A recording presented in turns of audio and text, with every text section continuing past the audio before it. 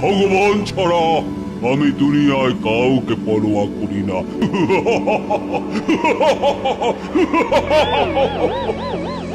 দোহাই শক্তিমান দেবতাদের দূত, দোহাই তোমাকে, আমাকে আমাকে মেরে ফেলো না। আর কখনো তোমার হুকুম অমান্য করব না। শক্তিমান দৈত্য, আমি দেবতাদের দূত নই। আমি একজন সামান্য ছেলে, আমি কিছু জানি না। উড়ি বাপি, কি ভয়ঙ্কর দেখতে তোমারে। ভালোই হলো, তবে ভালোই হলো। তা তুমি বুঝি আমাকে মুক্তি দিলে? তো আমি আমি তো আমি তো তোমারে দিছি, ওই যে মুক্তি দিয়েছি। হ্যাঁ, দারুণ দারুণ। তাহলে এবার যে তোমায় মরতে হবে। আমি তো কি বলো কি, আমি তো তোমার কোনো ক্ষতি করিনি, বরং এই জালার মধ্যে বন্দি থেকে তুমি কষ্ট পাচ্ছিলে, আর আমি তোমারে মুক্তি দিয়েছি। তবে তবে কেন আমার মারতে চাইছো? তবে শোনো, বহু বছর আগে ক্ষমতার অহংকারে একদিন আমি দেবতাদের বিরুদ্ধে যুদ্ধ ঘোষণা করি, কিন্তু সেই যুদ্ধে হেরে যাওয়ায় দেবতারা আমাকে একটা তামার জলায় পুরে মুখ বন্ধ করে জ্বালাটা সাগরে জলে ফেলে দিল, আর বলল যতদিন না আমি মুক্তি পাই ততদিন যেন আমার অপরাধের জন্য ভগবানের কাছে ক্ষমা প্রার্থনা করি। তারপর থেকে এই জ্বালার মধ্যেই বন্দী হয়ে থাকলাম। আর আমি যে কি মূর্তি সেই জালার মুখ খুললাম কে জানে। জ্বালার মধ্যে তো আমার দিন কাটতে থাকলো অসহ্য কষ্টের মধ্যে। একদিন আমি শপথ করলাম 500 বছরের মধ্যে যে আমাকে মুক্ত করবে তাকে আমি অগাধ ধন রত্ন দিয়ে খুশি করব।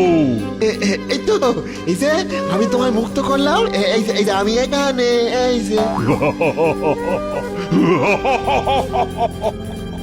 সেই 500 বছর কেটে গেল, কিন্তু আমার বন্দি দশা কেউ ঘোচাতে পারলো না। এই রে, 500 বছর হয়ে গেছে।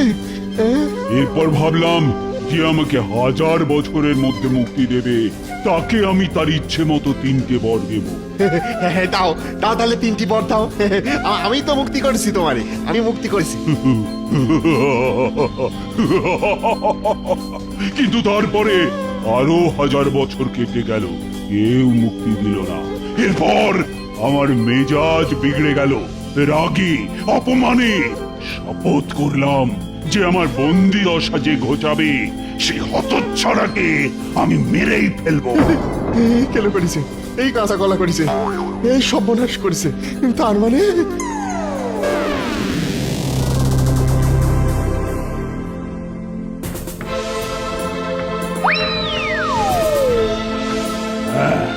এখন তুমি আমাকে মুক্তি দিলে, আর তাই আমি এবার তোমাকে মারবো। ওরে বাবারে, আজ মনে হচ্ছে বেঘরে প্রাণটা খাওয়াতে হবে। তবে বাঁচার শেষ চেষ্টা একবার আমার করতেই হবে। ভগবানকে শক্তি বেশি দিলে কি হবে, দেখি আমার বুদ্ধি ওর শক্তির থেকে বেশি হয় কিনা।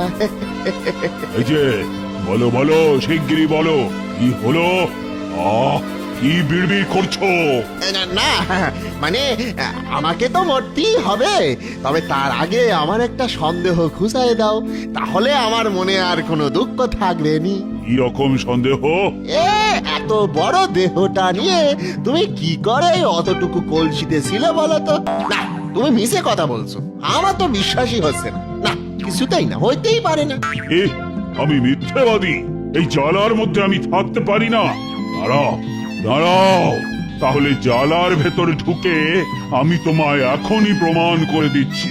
দেখো দেখো, দেখালে বিশ্বাস করি, দেখো।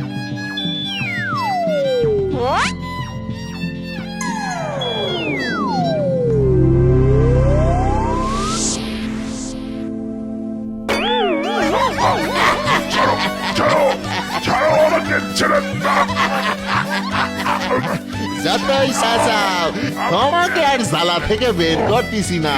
থাকো থাকো, এবারে আরো কয়েক হাজার বছর জ্বালার ভেতরে থাকো। ভাই ভাই ছেলে, দয়া করো, আমি তোমার কোনো ক্ষতি করব না। তোমাকে আমি পরলোক করে দেব। আমাকে আমাকে বিশ্বাস করো, আমাকে তুমি মুক্ত করে দাও দাও। সেটি হচ্ছে না, আমি তোমারে সারি আর তুমি আমার ঘাড় মটকাও। শালা কি জায়গা পাওনি না বেয়াদব দৈত্য? ভগবানের নামে শপথ করে বলছি, আমি তোমার কোনো ক্ষতি করব না। আচ্ছা ঠিক আছে, এত করে যখন বলছো তখন এই নাও জ্বালার মুখ খুলে দিলাম।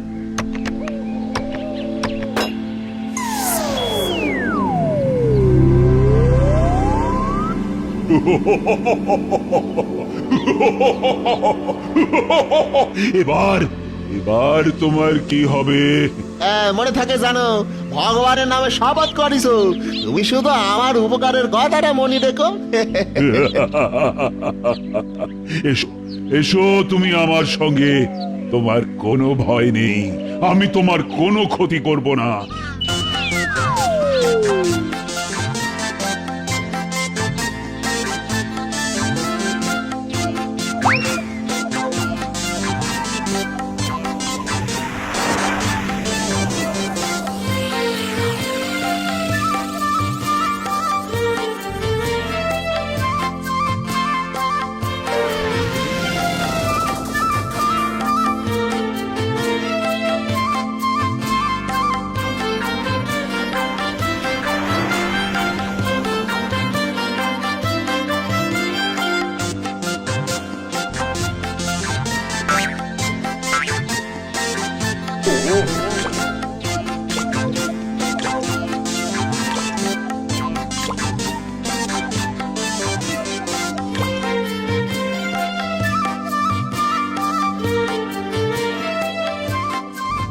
বাবা, এ তুমি আমায় কোথায় নিয়ে এলে গো? প্রতিদিন এখানে মাত্র একবারই জাল ফেলবে, মাত্র একবার, তাহলেই তোমার জালে 4টে করে রঙিন মাছ উঠবে।